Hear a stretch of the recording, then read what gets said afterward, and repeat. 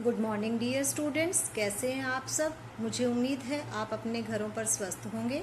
आज हम पढ़ेंगे हमारा नव भारतीय हिंदी पाठमाला का पाठ 7 परीक्षा, जो कि महाभारत से एक अंश के रूप में लिया गया है।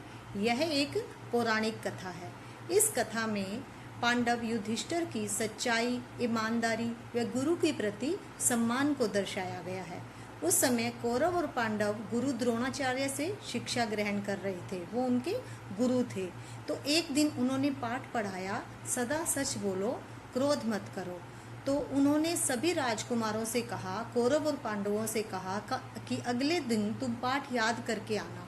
तो सभी राजकुमारों ने अगले दिन रटा रटाया पाठ गुरुजी को सुना दिया, क्योंकि जो गुरुजी ने बताया उन्होंने उसको रट लिया था। युधिष्ठिर ने सिर्फ आधा पाठ सुनाया। तो उन्होंने कहा कि मैं पाठ सुनाने में असमर्थ हूँ, मैं आपको पूरा पाठ नहीं सुना पाऊंगा। तीसरे दिन भी उन्होंने पूरा पाठ नहीं सुनाया। तो गुरुजी क्रोधित हो गए, गुस्सा हो गए। तो उन्होंने कारण पूछा। तो युधिष्ठिर ने कहा कि आपने जो मुझे पढ़ाया था कि क्रोध मत करो, किंतु जो आपने पढ़ाया तो मुझे क्रोध मत करो, लेकिन मुझे अब भी क्रोध आ जाता है, कि मुझे गुस्सा आ जाता है। तो मैं कैसे कह दूं कि पाठ याद हो गया।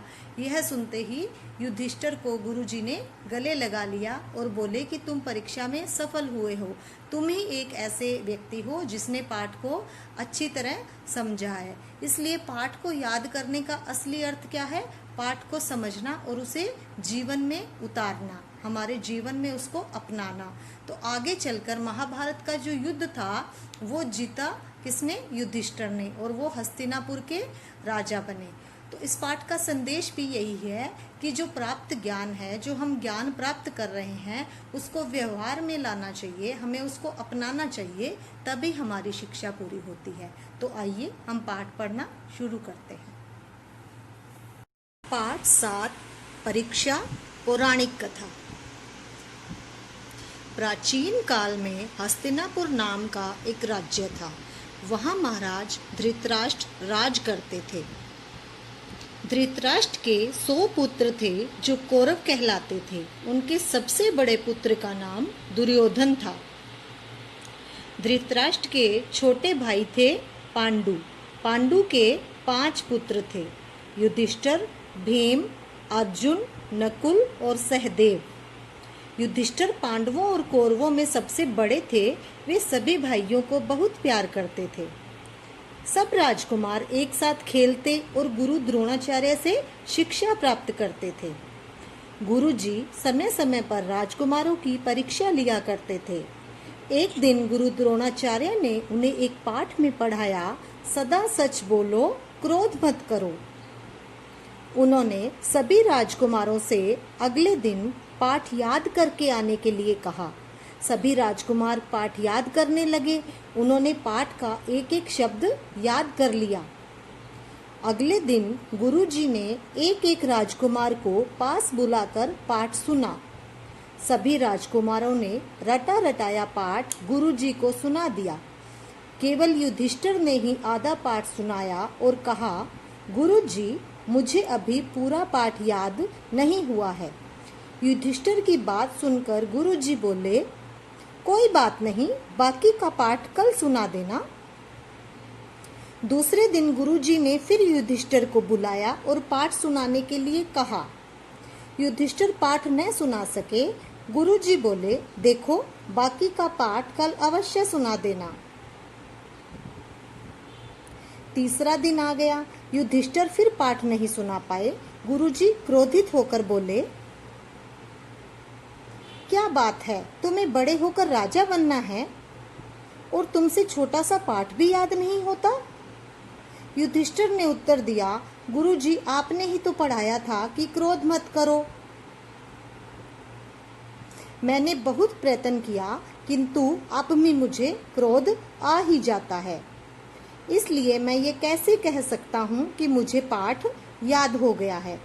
यह सुनते ही गुरुजी ने युधिष्ठिर को हृदय से लगा लिया।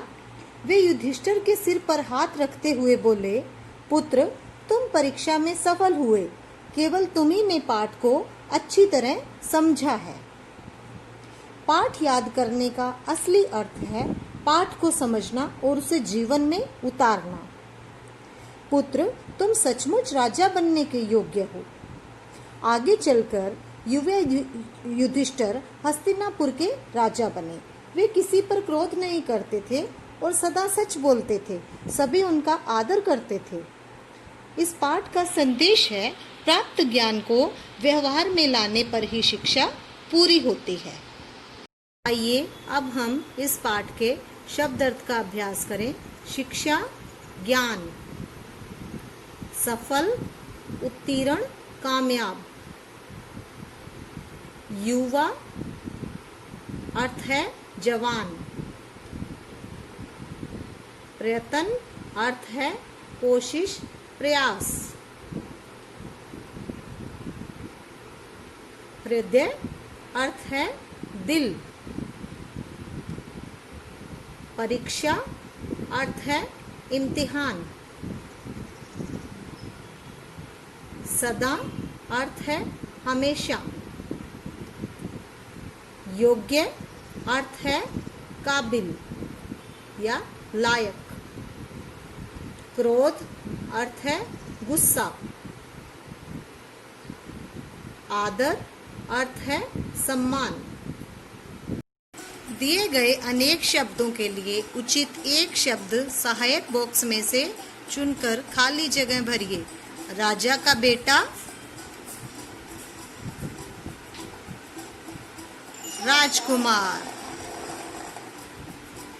सबसे बड़ा पुत्र, ज्येष्ठ।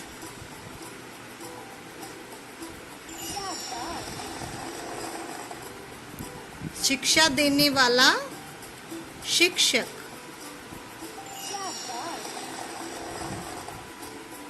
क्रोध करने वाला, क्रोधी।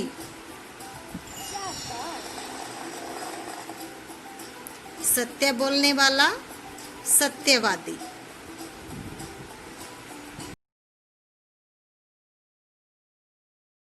तो बच्चों, ये था हमारा पाठ 7 परीक्षा। मुझे उम्मीद है कि आपको ये पाठ अच्छी तरह से समझ में आ गया होगा। इसका अभ्यास कार्य व प्रश्न उत्तर मैं आपको जल्द ही PDF के माध्यम से उपलब्ध करवा दिए जाएंगे। धन्यवाद।